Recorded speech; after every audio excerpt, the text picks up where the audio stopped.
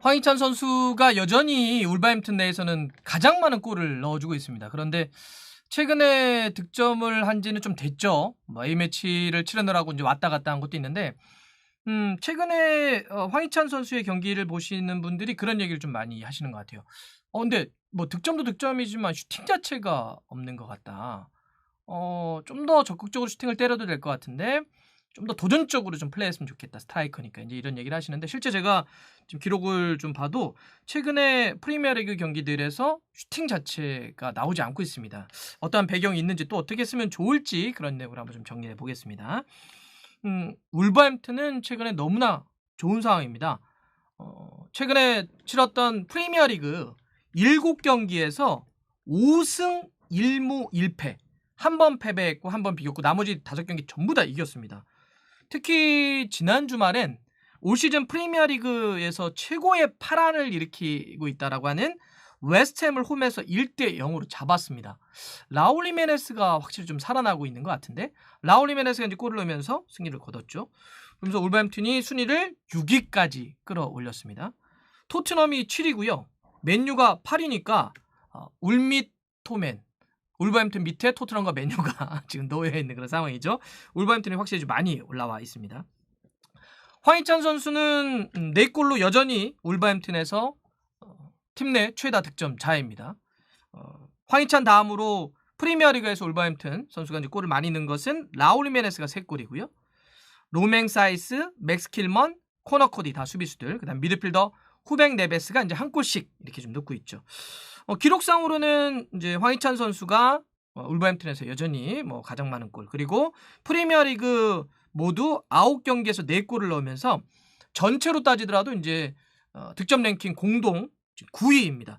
뭐 이렇게만 놓고 보면 잘해주고 있다. 뭐 실제로도 또 지금 임대로 가서 첫 시즌인데도 초반에 계속 꾸준하게 골을 넣다 보니까 완전 영입이라든지 아니면 이적에 대한 이런 이제 보도들도 나오고는 있는데, 근데 최근에는 프리미어리그에서 골을 좀 넣지 못하고 있어요. 프리미어리그에서 가장 가깝게 골을 넣은 게 한 달 전인 지난달 23일입니다. 리즈와의 경기 때 골을 넣고 그 이후에는 득점이 없는 상황입니다. 그런데 좀 문제라고 할까요? 좀 더 짚히는 대목은 뭐냐면, 뭐 골이야. 스트라이커들이 뭐 넣을 수도 있고 못 넣을 수도 있는 건데, 근데 슈팅조차 때리지 못하고 있어요. 슈팅이 나오지 않고 있습니다. 아예. 그러니까 때려야 넣네? 못 넣네? 이렇게 얘기할 수 있겠는데, 지금 최근 경기는 황희찬 선수가 슈팅이 기록되지 않고 있다. 무려 그것도 몇 경기? 3경기나. 네. 그러니까 리즈와의 경기 골을 넣고 그 이후에 펼쳐졌던 프리미어리그 경기 3경기에서는 뭐 유효슈팅 얘기하는 게 아닙니다. 아예 슈팅을 때리지 못하고 있어요. 기록이 없습니다.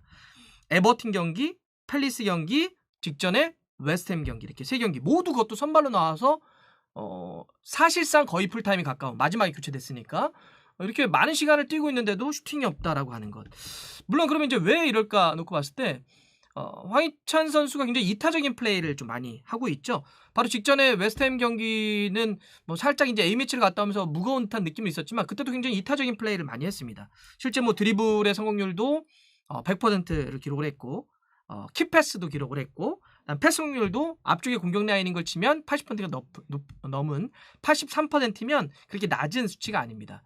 그래서 좀 더 자기가 마무리하기보다는, 슈팅을 때리기보다는 킥패스도 연결해주고, 그다음에 이제 계속 주위의 선수들과 연계하면서 이제 플레이를 하는 모습들. 그러다 보니까 지금 소파스코어 기준으로 했을 때는 평점도 한 7점 정도면 뭐 준수하게 좀 기록이 좀 됐죠. 그래서 이렇게 좀 더 무리하지 않고 다른 동료들을 좀 활용하려고 하는 그런 모습들이 좀 있었다. 그다음에 또 하나는 라울 히메네스가 그 머리에 큰 부상을 당하고 올 시즌 초반에 좀 좋지 않았었는데 경기를 하면서 좀 올라가고 있지 않습니까? 라울 히메네스가 쭉 어떤 득점 감각을 끌어올리다 보니까 황희찬 선수가 라울 히메네스에게 좀 연결을 해주면서 라울 히메네스가 이제 골을 넣는 이런 패턴으로도 조금 더 힘을 그쪽으로 실어주는 그런 모습들 좀 있고요. 이제 또 하나는 황희찬 선수가 주로 이제 왼쪽 공격에 있다가 오른쪽으로 이제 이렇게 중앙 이렇게 꺾고 이제 들어가게 되는데, 왼쪽 윙백 이제 울버햄튼이 백스를 쓰다 보니까 왼쪽 윙백에 원래는 이제 마르사오 브라 출신의 그 선수가 섰었는데 부상 때문에 이제 근래 경기들은 누리 선수가 이제 쓰고 있죠. 누리가 좋을 때는 황희찬 선수와 올라오는 게 좋으면서 이 왼쪽 측면에서 굉장히 좋은 모습이었는데 조금 부진할 때가 있었어요. 그러다 보니까 황희찬 선수가 이 웨스트햄의 히트맵을 전에 히트맵을 놓고 보더라도 왼쪽으로 상당히 누리 쪽의 수비를 많이 도와주려고 내려오는 모습들이 있어요. 예. 이렇게 내려오다 보니까 왼쪽 측면에 도와주려 내려오다 보면 올라가더라도 왼쪽 측면에 좀에서 많이 움직일 수밖에 없죠. 중앙으로 들어가는 게 다른 경기들에 비해서 좀 골을 넣거나 공격적으로 나갔던 경기들에 비해서는 조금 부족한 모습들을 알 수가 있습니다. 그러니까 좀 더 이 사이드 왼쪽 터치라인 쪽으로 플레이의 동선이 좀 집중되면서 황희찬 선수에게 상대적으로 중앙 쪽에서 슈팅할 수 있는 기회가 좀 줄어들었다. 또 이제 우리나라 선수들이 뭐 프리미어리그를 포함을 해서 유럽에 진출했을 때 처음에 이제 황희찬 선수도 어쨌든 새로운 리그, 새로운 팀으로 이적을 한 거기 때문에 그러면은 처음에는 조금 더 동료들에 의한 팀 플레이, 이타적인 어떤 플레이를 통해서 동료들과 이렇게 융합하는 그런 시간을 좀 갖게 되죠.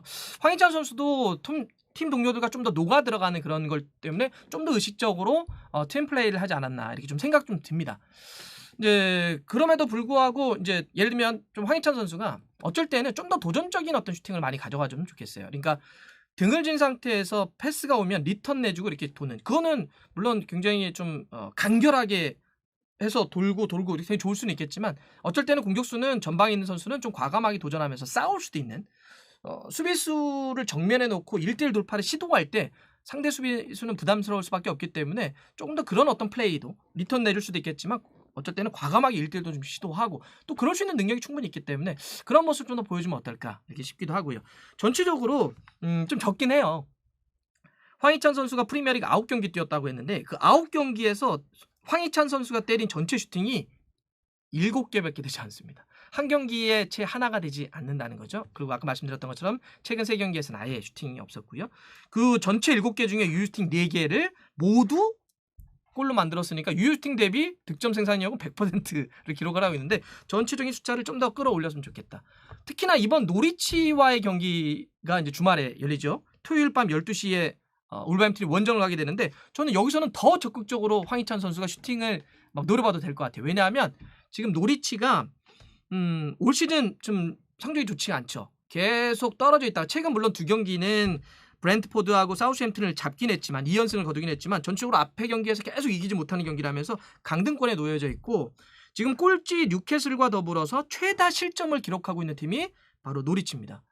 그리고 이번 경기에 노리치의 센터백으로 나설 것으로 예상되는 뭐 벤 깁슨이라든지 그다음에 헨리 같은 선수들이 발이 그렇게 빠르지 않아요. 물론 이제 측면 쪽에 있는 뭐 에런스 같은 선수들은 발이 빠르지만 중앙 쪽에 있는 선수들이 발이 좀 느리다라고 하는 걸 좀 고민하자면 황희찬 선수가 사이드에서 싸우기보다는 중앙 쪽으로 적극적으로 들어가서 슈팅을 때리는 어떤 플레이를 한다면 충분히 이번에 골을 노려볼 수 있지 않을까 좀 생각되고요. 그래서 이런 과감한 플레이가 이번 주말에 좀 나오면 어떨까. 자, 예상 선발 라인업은 노리치는 이제 홈팀인데요. 사담삼 쓸 것 같죠? 최전방에 이제 푸키가 쓸 것 같고요. 그다음에 양쪽 측면에는 라시차하고 서전트. 2선 쪽에는 맥린, 노르만, 길모어 쓸 것 같고요. 수비 쪽에는 윌리엄스, 벤 깁슨, 헨리, 에런스가 쓸 거고 골키퍼는 경험 많은 크룰이 쓸 것 같습니다. 그다음에 원정팀 울버햄튼은 3-4-2-1 쓸 것 같은데요. 여기는 지금 라울하고 황희찬 선수는 딱 고정인데 한 자리가 문제거든요. 포덴세를 세울지 트링캉을 세울지 아다마를 세울지. 근데 최근에 아다마가 계속 밀려있단 말이죠. 근데 이 경기는 한번 쓸만하지 않나? 자, 아다마로 가겠습니다. 그리고 그 2선은 누리, 무티뉴, 네베스, 세메두. 그다음에 백스리는 로맹사이스, 그다음에 코너 코디, 킬먼, 골키퍼는 주제사 이렇게 하겠습니다. 자, 이번에는 황희찬 선수 더 적극적으로 해야 될 것 같아요. 충분히 지금 이제 프리미어리그의 어떤 분위기도 또 여러 가지 뭐 템포라든지 이런 것도 좀 몸에 익으니까 또 좀 동료나 감독이 좀 믿고 있잖아요. 좀 더 과감하게 하면서 이번 노리치 최다 실점을 기록하고 있는 팀을 상대로 해선 또 간만에 프리미어리그 또 골을 하나 추가했으면 좋겠습니다.